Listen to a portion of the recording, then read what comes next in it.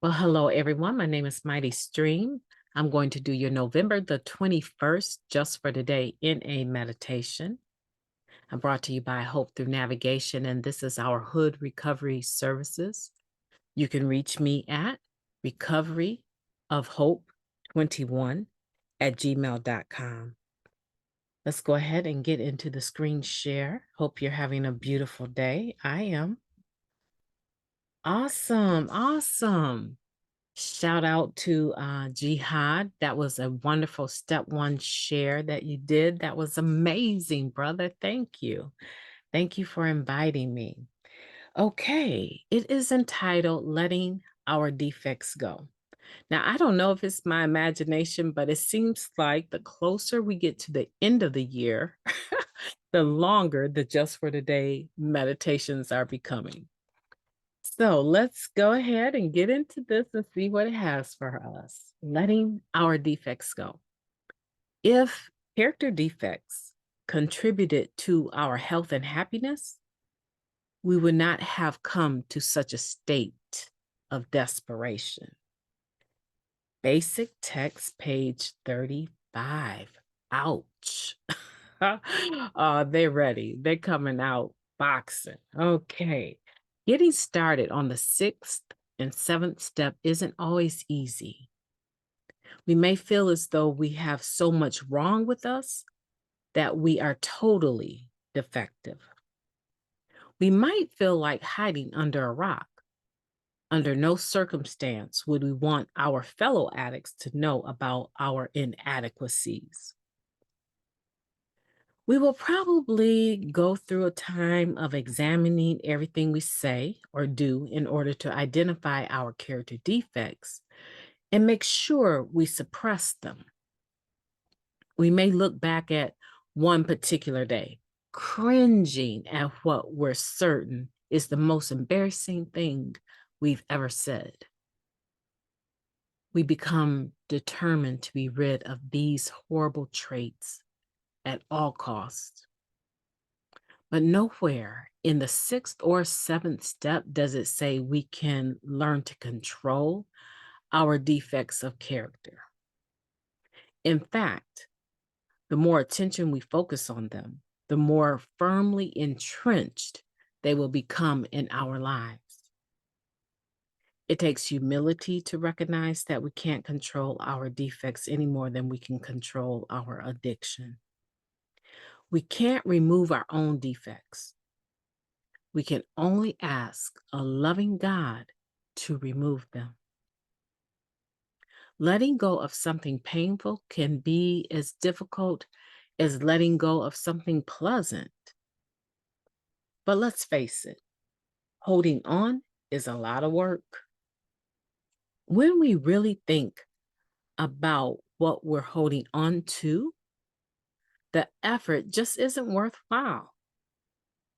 It's time to let go of our character defects and ask God to remove them. Just for today, I'm ready to have my defects removed. I will let go and allow a loving higher power to care for me. Let's take a moment of silence, followed by the we version of the Serenity Prayer. Moment of silence, please.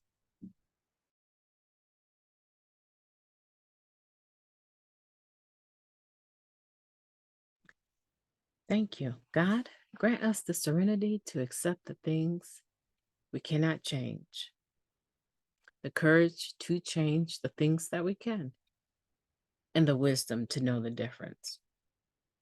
You know, at no other time is the serenity prayer more appropriate than during this particular meditation, November 21st, letting our defects go. Because the wisdom to know the difference is the lived experience of knowing that the more that you try to stop yourself from doing something or stop yourself from focusing on something or behaving a certain way, the more complicated it seems to become, the more often you seem to be doing it. I don't know if you remember people saying, as soon as I brought this model of a certain Cadillac, it seems like I saw the same Cadillac everywhere I went. when you're in something and it's all that you're focused on, it suddenly becomes the only thing that you see. And this is the spirit of this particular meditation. But it also points out that just because you are sick and tired of it doesn't mean that you're also going to be the one that stops yourself from behaving a certain way. There's something in the element of surrender. There's something in the element of asking your higher power to relieve you of the character defects, to relieve you of the shortcomings that come with that character defect, right? Your job is the becoming entirely ready part. And that entirely ready part has a process all within itself. We like to think of the sixth step as I'm sick and tired of this. I'm just totally tired of this and I'm ready to be done with this. I need to, as soon as you say I need to, you've already lost it because now you're focusing on something that you have no power over. I need to, what are you going to do? Cut the character defect off like you would a limb? It has become so deeply ingrained in you that your go-to is going to be that character defect. Your go-to is going to be what you have considered as a survival instinct for so long. Your character defect is so much a part of you now. But if you can be humble and if you can really, truly, authentically become entirely ready, that means that you're entirely ready to surrender it, letting it go, giving it over to a power greater than yourself that can actually start remolding you and rebuilding you and healing you and helping you to go through the restorative process. It is amazing to me how a person can stop using drugs and still hold on to the character defects. And the only reason a person would do that is because they truly believe that those defects have served them a purpose. Generally speaking, they did. They served you a purpose to manipulate and control everyone else so that you had more resources to make your unmanageability seem more manageable. It's amazing how we can stop using the drugs and think that we're all of a sudden going to stop the behaviors that led us up to using the drugs. Again, using the drugs is just a symptom of our disease. So we have this diseased thinking that is within us, and part of our character defects are included in that. Now, this reading hits it on the head when it says that letting go of our character defects or something that's painful can be just as difficult as letting go of something that's pleasurable. Think about it. And now I don't know many people that have enjoyed sex throughout their lives and then just decided I'm going to be celibate unless they had some spiritual awakening that led them down that course. People don't generally just choose, I'm going to be celibate for a while. And they find out in that process of becoming celibate that it's difficult. It challenges you. It can be like an addiction that you're giving up.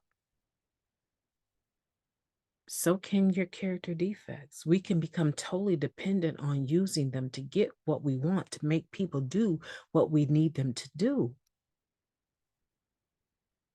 Some of the most interesting things I have seen are powerful people that use hurtful words to make people do what they want them to do. And the disguise, the mask is that they're strong and they're powerful, but in reality, they suffer from low self-esteem. And the character defect that they're playing into is fear that they'll be found out. And so they have to put on this masquerade of how powerful and loud they can actually be, when in fact, they're not at all. They told me when you see smoke, it's probably fire. Or when you see fire, there's probably smoke. So when something seems to just be outrageous, over intense for a situation, that is the smoke screen. There's something else that is going on, brewing underneath. The fire is brewing underneath. That is the real issue. And that is low self-esteem. And the fear, the character defect, is what is causing a person to behave a certain way. So now I get clean and you want to tell me that I have to give up my loud, dramatic, crazy, over the top talking self? I have to give that up because the truth is that that was just a behavior that I fell into, a shortcoming that was based in fear? Are you serious? I don't know how I feel about giving that up. I don't, because if I shut my mouth and I let people approach and come too close to me,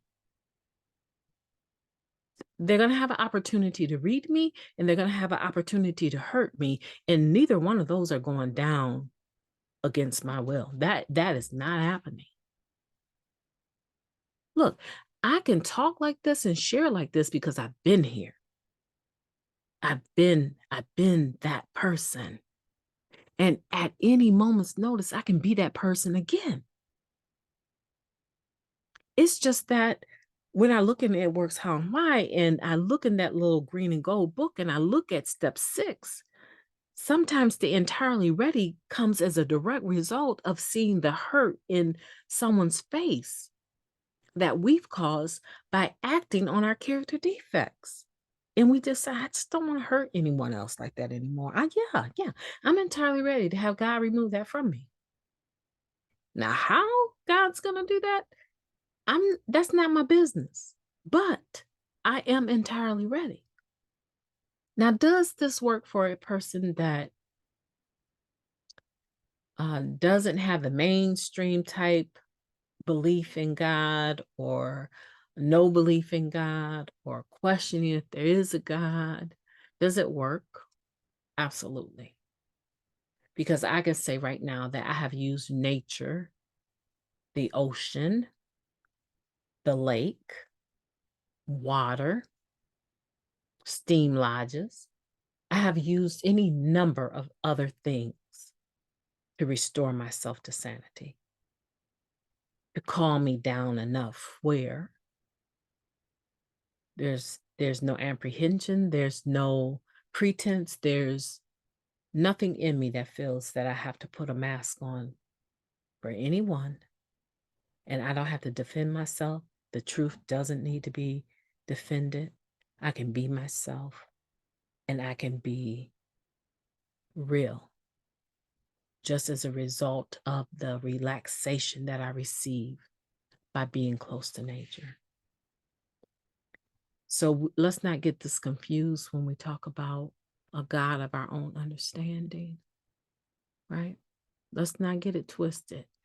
We're talking about whether or not that relationship with your higher power, who, whatever that is, has been given the authority from you to be able to do the work that you need done, or is still all about you doing it. And 9 times out of 10, if it is, you're still running up against a few brick walls. I'm just saying. I have. Listen, my name is MightyStream. I've enjoyed talking to you, and I will be talking to you tomorrow. In the meantime, this is November 21st, and I want you to make it the best November 21st you have ever lived. Ever lived. That's saying a lot because pretty much all of us are in our 30s or beyond, right? We might still be young in recovery like I was when I got it here at 25 or so. Yeah. But let's make November 21st of this year the absolute best that it's ever been.